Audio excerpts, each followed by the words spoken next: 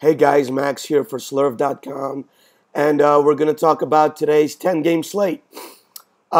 Today's weird. I don't think I like many full stacks, but I do like a ton of bats and some mini stack spots. So let's jump right in. I'm a bit conflicted on the Yankees-Texas game, first of all. Chichi Gonzalez making his first start of 2016. He's not very good for sure, but I don't know if I like the Yankees today. Yes, his walk rate last year was insane, and he doesn't strike anybody out. But he did allow 55% ground ball rate versus lefties, which is pretty elite. And if the Yankees hit a lot of balls on the ground, they're going to have a day like they did yesterday against Tyler Duffy. They also could get those ground balls through, though. So I think if you're going to play the Yankees tomorrow, I like the full stack more than just picking a few spots.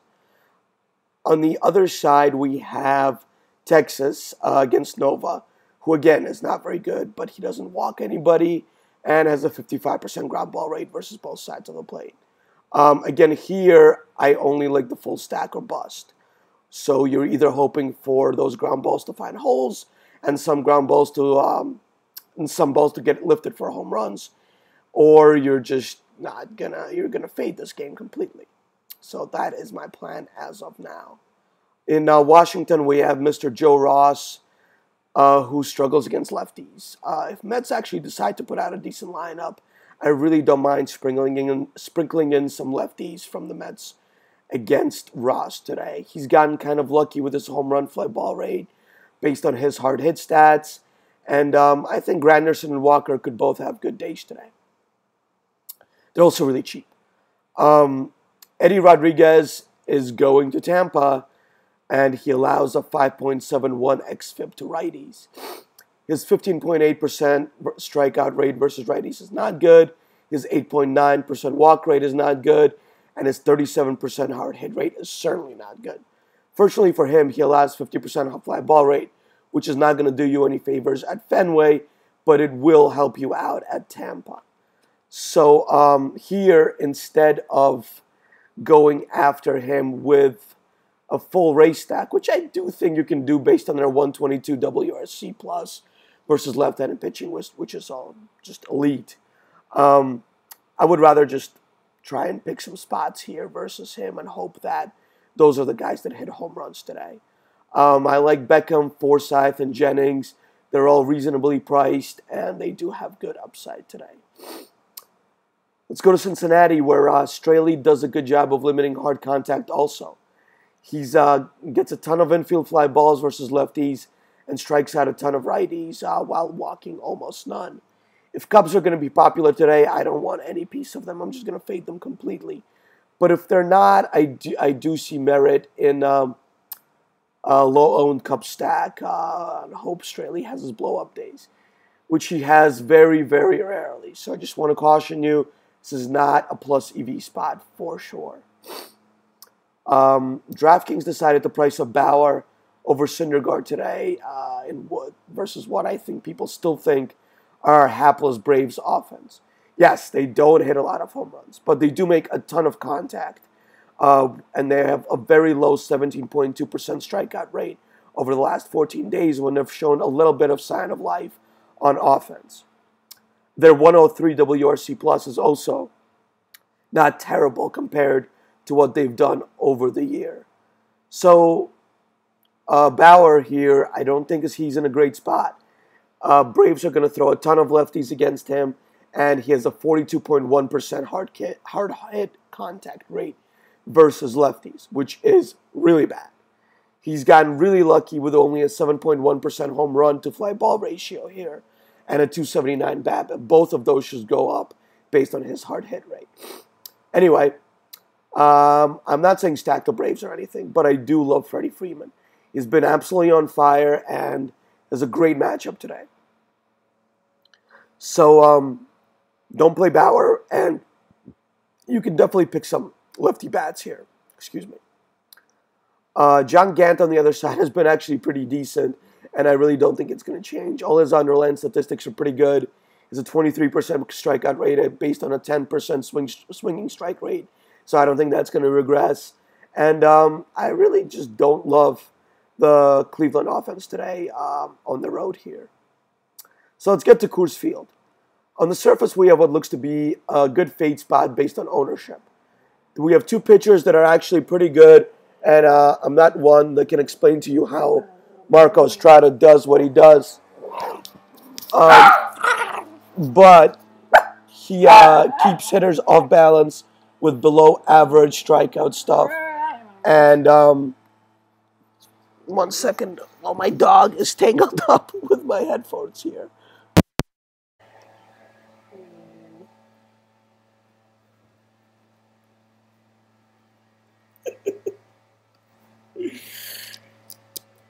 God. All right, sorry about that, guys.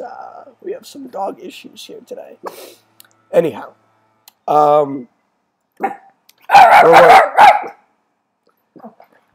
Estrada keeps hitters off balance, and he's been doing it for years, so it's not a fluke or anything.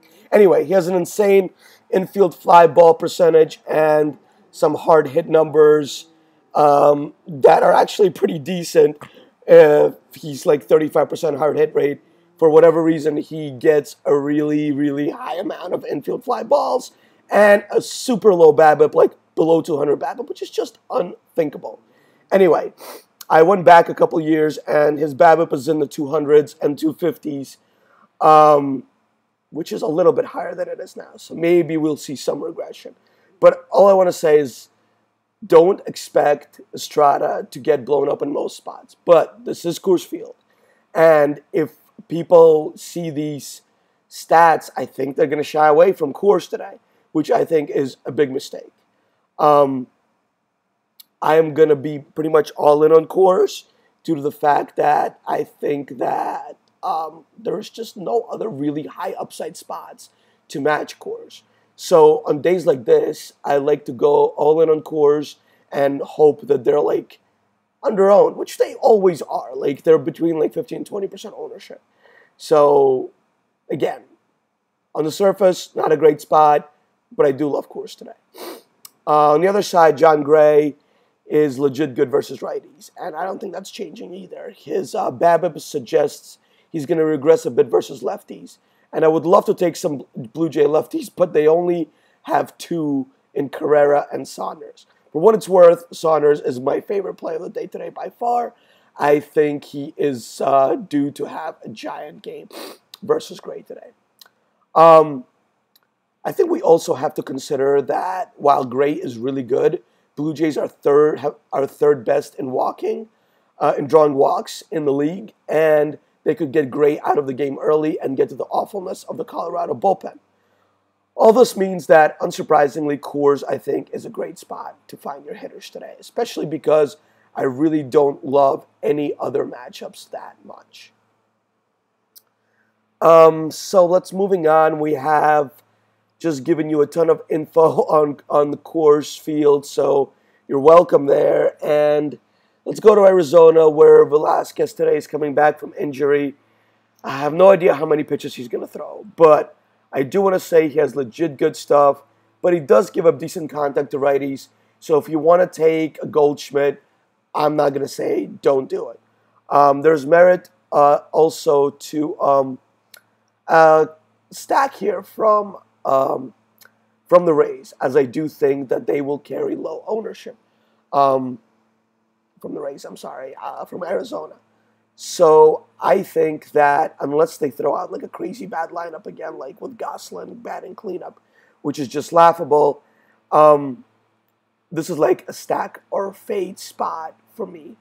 I think that Velasquez could also be a nice cheap option based on the fact that he's really good and only priced at $8K. So if we get word that he's at 100 pitches, allowed to go 100 pitches, I wouldn't mind throwing his upside out there.